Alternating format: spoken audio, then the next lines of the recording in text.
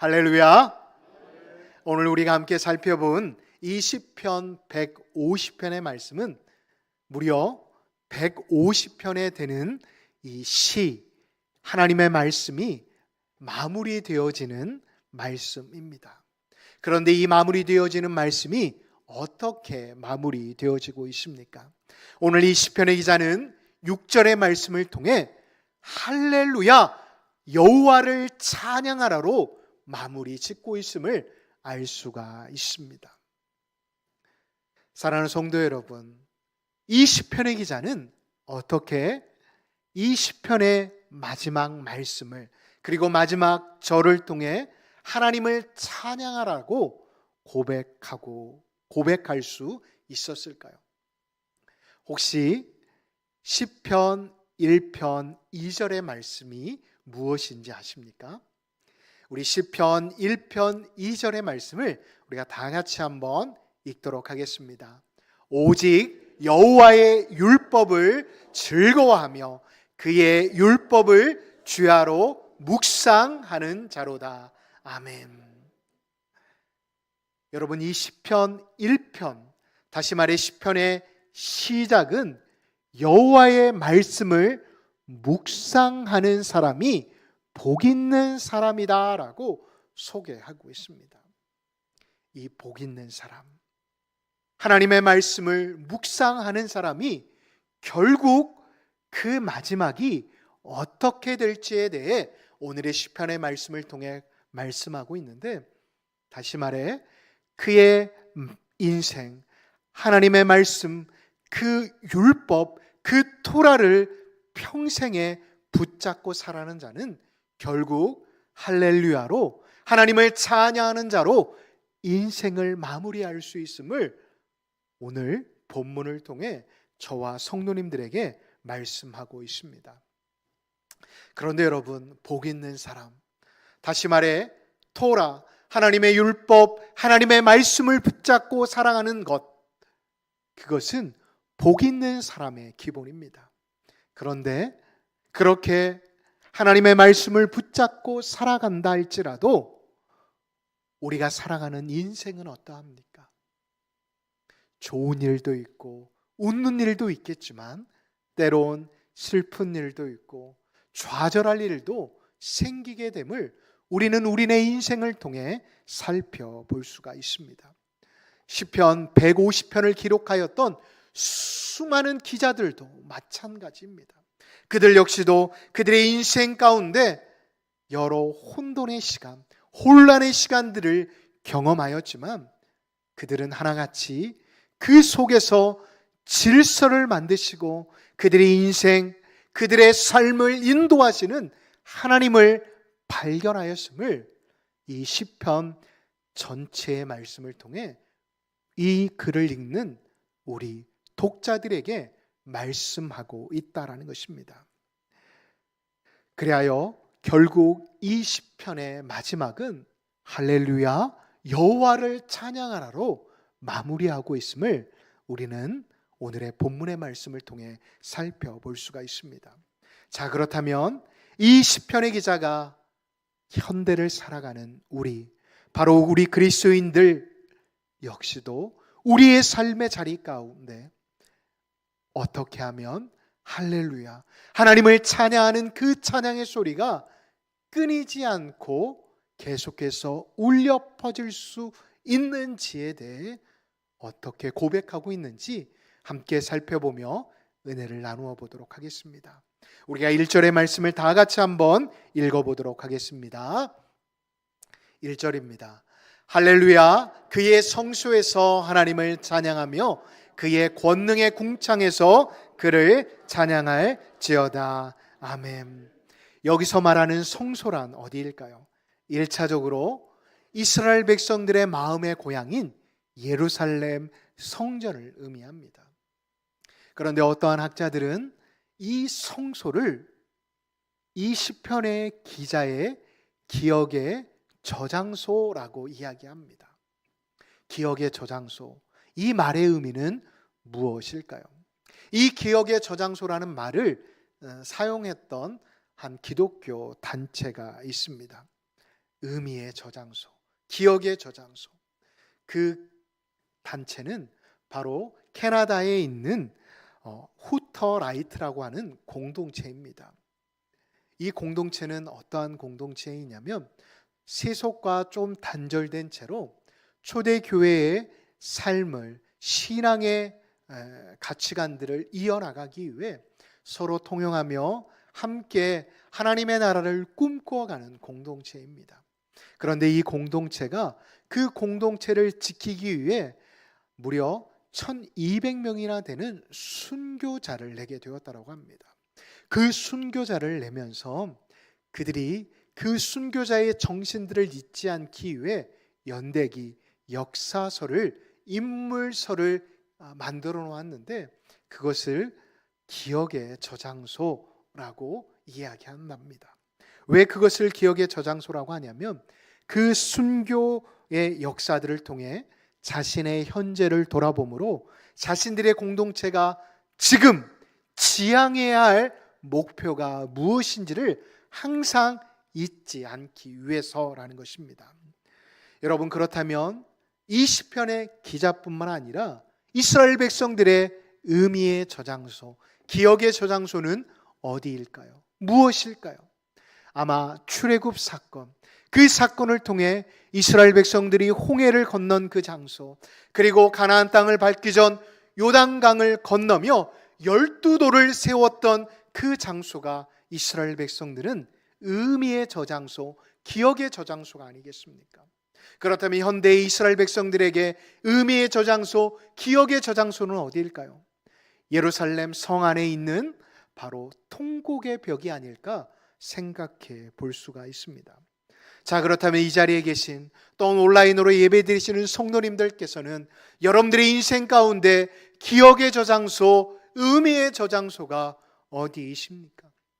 저는 무엇보다도 우리 광남교회, 여러분들이 함께 신앙생활하며 5번의 건축을 통해 함께 땀 흘리고 함께 눈물을 흘리며 함께 하나님의 성전이 아름답게 세워지기를 기도했던 이 자리가 여러분들의 인생 가운데, 여러분들의 신앙의 자리 가운데 의미의 저장소요, 기억의 저장소가 되시기를 예수님의 이름으로 축복합니다.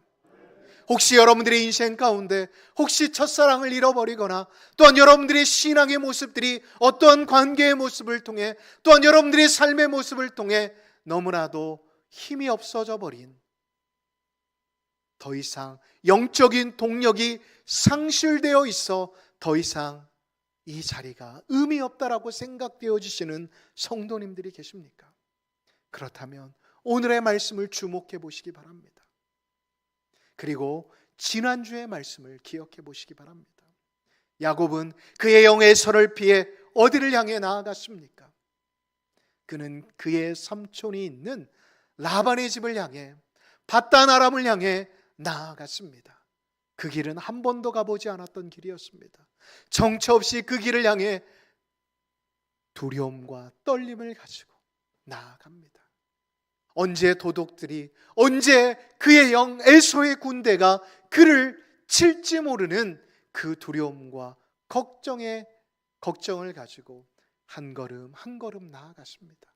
그런데 어느 날 한 지역에 도착하여 돌베개를 베고 잠을 청하는 그 순간 어떠한 일이 일어났습니까? 하늘에서, 중요한 건 땅에서 사다리가 올라간 게 아닙니다. 하늘에서 사다리가 내려와 야곱을 향하는 것이었습니다. 왜일까요?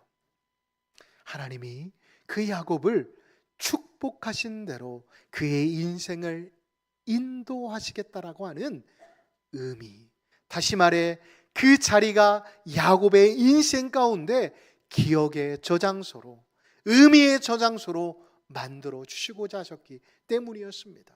그래서 이 야곱은 일어나 기름을 붓고 그곳에 돌을 세워 무엇이라고 지칭합니까?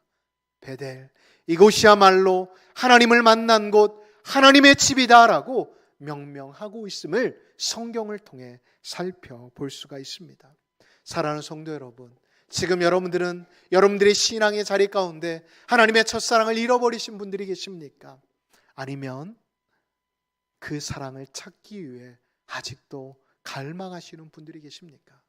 저는 무엇보다도 저와 우리 광남의 모든 성도님들이 이 자리가 오늘 시편의 기자가 1절을 통해 그 성소에서 여호와를 찬양하겠다라고 고백한 그 고백이 저와 성도님들의 고백이 되어 우리 인생 가운데 항상 이 광남의 자리에서 함께 찬양하고 함께 예배할 수 있는 믿음의 사람, 하나님의 백성들이 되시기를 다시 한번 축복합니다. 이어서 2절의 말씀을 봅니다. 2절의 말씀을 보면 이 시편의 기자는 찬양해야 할 이유에 대해 기록하고 있습니다. 두 가지의 이유를 들고 있는데 그 두 가지의 이유는 그의 능하신 행동이고 또 하나는 지극히 위대하심이다라고 말하고 있습니다. 여기서 그는 누구를 말합니까? 바로 야훼, 여호와 하나님을 지칭하고 있습니다. 그 여호와 하나님을 어떻게 하겠다라고 하는 것입니까? 할렐루야, 하나님을 찬양하겠다라는 것입니다. 사랑하는 성도 여러분, 여러분들은 할렐루야라는 그 단어의 의미를 잘 알고 계십니까? 이 할렐루야라는 단어는 두 단어가 합성되어진 단어입니다. 할렐루야라는 단어가 하나가 되어진 단어입니다. 할렐루는 찬양하다라는 의미를 가지고 있고 야는 야훼, 여호와라는 의미입니다.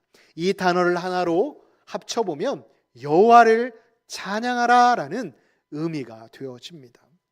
이 여호와를 찬양하는데 무엇 때문에 이 시편의 기자는 찬양하라라고 말하고 있는 것입니까? 다시 한번 말씀드리지만 그의 능하신 행동과 그의 지극히 위대하심을 노래하라라고 고백하고 있는 것입니다. 자, 하나님의 능하신 행동은 무엇입니까? 하나님이 행하신 모든 것들을 의미합니다. 여러분, 하나님께서 행하신 것들은 능하지 않은 게 없습니다. 천지를 창조하셨습니다. 저와 여러분들을 만드셨습니다. 뿐만 아니라 저와 여러분들을 지금도 인도하시는 분이 바로 우리 아버지 되시는 하나님이시라는 것입니다. 창조가 그렇고 구원의 역사가 그러하다라는 것입니다. 한번 생각해 보십시오. 창조의 역사와 구원의 역사가 하나님 아니시면 누가 감히 그 일들을 할 수 있겠습니까? 하나님께서는 이 세상을 창조하셨고 그 창조하신 것에 그치지 않으시고 지금도 섭리하시고 운행하고 계신다라는 것을 잊지 마시기 바랍니다. 그러하기에 우리가 아침에 눈을 떠서 밥을 먹고 우리의 직장과 또한 이 교회에 나와 예배하고 또한 우리의 각자의 삶의 자리를 영위할 수 있는 그 모든 것들은 돌아보면 은혜다라고 말할 수밖에 없는 이유가 바로 여기에 있다라는 것입니다. 그렇습니다. 가스펠의 찬양의 가사처럼 하나님의 부르심은 내 생각보다 크고 날 향하신 계획 그의 지혜로 측량 못하니 가장 좋은 길로 가장 완전한 길로 인도하심이 바로 하나님의 은혜, 하나님의 위대하심이라는 것을 잊지 마시기 바랍니다. 그러하기에 우리는 아침에 눈을 뜨고 또한 저녁에 잠을 들 수 있다라는 것 자체 역시도 하나님을 향해 하나님 감사합니다, 하나님 할렐루야라고 고백할 수 있는 이유가 여기에 있다라는 것입니다. 자, 그렇다면 이어서 어떠한 점이 하나님의 위대하심일까요? 바로 빌립보서 2장 6절의 말씀입니다. 우리 빌립보서 2장 6절의 말씀을 다 같이 한번 읽어보도록 하겠습니다. 그는 근본 하나님의 본체시나 하나님과 동등됨을 취할 것으로 여기지 아니하시고 아멘. 뿐만 아닙니다. 하나님은 종의 형체를 입어 이 세상에 오셨습니다. 오신 것에 그치지 않고 저와 여러분들을 위해 어떻게 하셨죠? 죽으셨다는 것입니다. 이것이 바로 하나님의 위대하심이라는 것입니다.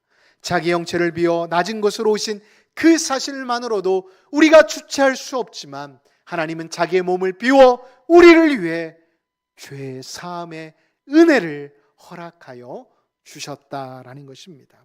뿐만 아닙니다. 그 능력으로 우리 광남교회를 지금도 붙드실 뿐만 아니라 우리의 삶을 갉아먹으려고 하는 어두운 영 사탄의 힘으로부터 보호하시고 인도하신다라는 것을 잊지 마시기 바랍니다. 뿐만 아니라 하나님께서는 그 마지막 날까지 하나님의 나라를 부족한 저와 여러분들을 통해 이루어 가시고 만들어 가신다라는 것을 또한 잊지 않는 저와 성도님들이 되시기를 간절히 소망합니다.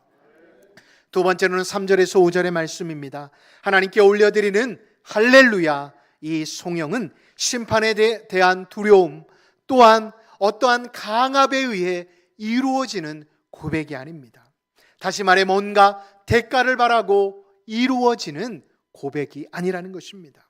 하나님의 능하신 행동과 위대하심에 대한 지극히 자발적이고 또한 감격에서 나온 반응이라는 것을 우리는 기억해야 합니다. 그래서 그 감격과 기쁨을 다양한 방법으로 지금 표현하고 있음을 우리는 3절에서 5절의 말씀을 통해 살펴볼 수가 있습니다. 어떻게 표현하고 있습니까? 몸으로 표현합니다. 또한 세상에서 동원할 수 있는 모든 악기들을 동원하여 하나님을 찬양하고 있음을 오늘 시편의 기자는 고백하고 있습니다. 그 대표적인 모습들이 역대상 15장을 보면 알 수가 있는데, 바로 하나님의 언약궤가 이스라엘 예루살렘 성 안으로, 다윗 성 안으로 들어올 때입니다. 다윗은 자신의 속옷이 벗겨지는지도 모르고 하나님을 춤추며 찬양합니다. 뿐만 아닙니다. 레위인들을 동원하여 그들이 가질 수 있는 모든 악기들을 동원하여 하나님의 궤가 하나님이 이스라엘 안으로, 다시 말해 예루살렘 안으로 들어감을 찬양하고 있음을 역대상 15장을 통해 우리는 살펴볼 수가 있습니다. 오늘 본문도 마찬가지입니다. 나팔 소리로 시작된 찬양은 두 개의 청동판으로 이루어진 재금, 지금으로 말하면 심벌지의 웅장한 소리를 통해 하나님을 찬양하고 있음을 성경은 기록하고 있습니다. 뿐만 아닙니다. 이 소리들과 함께 이스라엘 백성들은 하나님의 구원하심과 하나님의 창조하심을 노래하는데 그 감격적인 반응이 온 우주를 움직이고 있음을 성경은 기록하고 있습니다. 그리고 중요한 건 그 노래, 그 하나님을 향한 송영은 노래뿐만, 입술뿐만 아니라 몸과 악기, 모든 악기로 하나님을 찬양하고 있다는 것입니다. 이 모습이 우리에게 주시는 메시지는 무엇일까요? 첫 번째로는 성도들이 드려지는 찬양에도 진정한 감사와 기쁨이 동반되어야 한다는 것입니다. 그리고 두 번째로는 그 감사와 기쁨은 단지 입으로만 하는 게 아니라 우리의 온몸과 우리의 온 악기들을 동원하여 찬양해야 한다는 것입니다. 왜요? 그 이유는 하나님이 우리의 인생 가운데 베푸신 능하심과 또한 위대하심이 우리의 삶을 덮고 있기 때문입니다. 사랑하는 성도 여러분, 아직도 찬양하실 때 손을 드시는 게, 또한 앞에 찬양하는 인도자들이 여러분들 같이 하나님을 찬양합시다 찬양할 때 손도 까딱하지 아니하시고 그냥 입만 뻥긋뻥긋하고 계시는 분들이 계십니까? 사랑하는 성도 여러분, 저는 무엇보다도 우리가 하나님을 찬양하는 이 자리에서만큼은 우리의 온몸을 사용하여 하나님을 찬양함으로 우리의 인생을 인도하시고 또한 우리를 구원하신 그 하나님, 또한 우리의 인생 가운데 행하신 그 능하심을 찬양할 수 있는 하나님의 백성, 하나님을 찬양하는 하나님의 자녀가 되시기를 예수님의 이름으로 축복합니다. 세 번째로는 6절입니다. 시편 50편의 기자는 마지막 절에 호흡이 있는 자마다 여호와를 찬양할 것을 권면하고 있습니다. 이 땅에 호흡이 있는 인간들을 의미할 수도 있지만 생물, 식물과 동물을 다 포함한다라고 우리는 생각해야 합니다. 하나님의 구원을 받고 돌보심을 받은 모든 인간들과 피조물들이 합창단을 구성하여 창조자이자 온 세상을 통치하시는 하나님을 찬양하는 일에 부름받았음을 오늘 본문의 기자는 저와 여러분들에게 말씀하고 있습니다. 그래서 그 시편 148편에서는 구체적으로 어떠한 이들이 하나님을 찬양해야 할 것을 나열하고 있습니다. 좀 길지만 제가 읽어드리겠습니다. 천사와 해와 달과 별들과 바다와 물고기들과 불과 우박과 눈과 안개와 바람과 산들과 모든 나무들과 짐승과 가축과 새들과 온 세상의 왕들과 백성들과 남녀노소가 하나님을 찬양할 것을 그 찬양의 자리에 부름받았음을 고백하고 있습니다. 제가 목사이기에 저는 종종 임종의 순간들을 보게 됩니다. 물론 예전 목사님들보다는 제가 직접 염을 하지 않기 때문에 이렇게 임종을 보기가 힘들지만, 제가 이렇게 5년 전에 고대 안암병원 호스피스 병동에서 한 6개월 정도 저녁 시간에 이렇게 봉사한 적이 있었습니다. 그때 봉사를 할 때 이 말기 암 환자들을 많이 만나보게 되었습니다. 가쁜 숨을 내쉬면서 마지막을 향해 달려가는 그들 말입니다. 의사들 역시도 그 말기 환자들을 향해 이렇게 명칭합니다. GOK라고 말입니다. 더 이상 의학으로도 학문으로도 그들을 어떻게 할 수 없음을 그냥 그들만의 의학용어로 표현합니다. 정말 마지막 숨을 내쉬는 그 환우들을 살펴보게 되어지면 정말 숨은 하나님의 선물이구나, 인간의 힘으로 할 수 없는 어떠한 것이구나라는 것을 저는 깨닫게 되었습니다. 그리고 금방도 가쁜 숨을 내쉬면서 기계에 의존하여 계시던 분도 가쁜 숨을 어느 순간은 멈추게 되어지면 차가운 기계음이 울리는 걸 보게 되었습니다. 사랑하는 성도 여러분, 지금 여러분들이 숨을 쉬고 있는 것 그 자체가 기적이자 은혜임을 믿으십니까? 그런데 우리는 그것이 너무나도 당연한 것인 양 생각하고 살아갈 때가 참으로도 많습니다. 저 역시도 연대나 또한 서울대 병원 어린이 병동을 가면 정말 아픈 아이들을 많이 보게 되어집니다.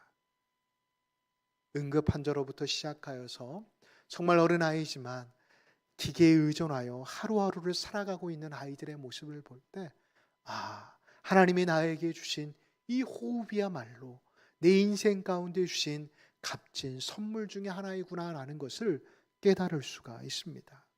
사랑하는 성도 여러분, 여러분들이 지금 숨을 쉬고 있는 이유가 무엇이라고 생각하십니까? 저는 무엇보다도 오늘 이후의 시간만큼은 우리 광남의 모든 가족들이 내가 숨을 쉬고 있는 그 자체가 하나님의 은혜임을 고백할 수 있는, 오늘 이 시편의 기자와 같이 호흡이 마치는 그날까지 하나님을 할렐루야로 노래할 수 있는 복된 믿음의 사람들이 되시기를 예수님의 이름으로 축복합니다. 그래서 욥기 32장 8절을 보면 사람의 속에는 영이 있고 전능자의 숨결이 사람에게 깨달음을 주신다라고 욥은 고백하고 있습니다. 사랑하는 광남의 가족 여러분, 지금 저와 여러분들이 살아가고 있는 이유는 과연 무엇 때문일까요? 지금 사랑하는 아내, 자녀에게 또한 남편에게 말하지 못하는 삶의 아픔과 고민들이 혹 있으십니까? 그래서 내가 너무나도 하찮다라고 여기거나 지금 하루에도 몇 번이라도 나는 너무나도 부족하고 하찮하기에 죽고 싶다라는 생각을 하시는 성도님들이 계십니까? 그렇다면 오늘의 말씀을 통해 내가 숨을 쉬고 있는 것 그 자체가 하나님의 은혜일 뿐만 아니라 하나님이 나를 붙들고 계신다라는 사실을 다시금 깨달을 수 있는 은혜가 있으시기를 예수님의 이름으로 축복합니다. 내가 살아가야 할 이유는 다른 게 있지 않습니다. 내가 호흡이 붙어 있는 이유는 하나님을 예배하는 삶, 하나님을 찬양해야 하는 그 의미와 목적이 있기에 하나님이 저와 여러분들을 붙드시는 줄을 믿으시기 바랍니다. 그렇습니다. 이번 한 주 우리는 명절을 맞이하여 제사로 인해 또한 눈치 없는 가족들 가운데 이런 거 저런 거 물어보면서 상처받으시는 분들이 혹 있으실지 모르겠습니다. 그런데 항상 내 삶의 이유를 잊지 마시고 호흡이 있는 자로서 그 자리가 어떠한 자리가 되든지 하나님을 예배하며 하나님을 찬양할 수 있는 저와 광남의 가족들이 되시기를 예수님의 이름으로 축복합니다. 우리가 이 시간 함께 찬양하며 나가도록 하겠습니다. 우리가 이 시간 찬양은 은혜 아니면 찬양을 하도록 하겠습니다. 여러분, 이 찬양의 가사를 한번 생각해 보았으면 좋겠습니다. 은혜 아니면 살아갈 수가 없네. 호흡마저도 다 주의 것이니 세상 평안과 위로 없어도 오직 무엇뿐이네? 예수뿐이네. 여러분, 우리가 살아가는 이유, 우리가 호흡하는 이유는 다 예수님 때문이라는 것을 잊지 않으셨으면 좋겠습니다. 그 능하신 손과 또한 하나님이 내 인생 가운데 베푸신 그 사랑들을 이번 한 주간 가족을 만나며 또한 가족끼리 쉼을 누리면서 경험하실 수 있는 복된 3일의 시간이 되시기를 예수님의 이름으로 축복합니다.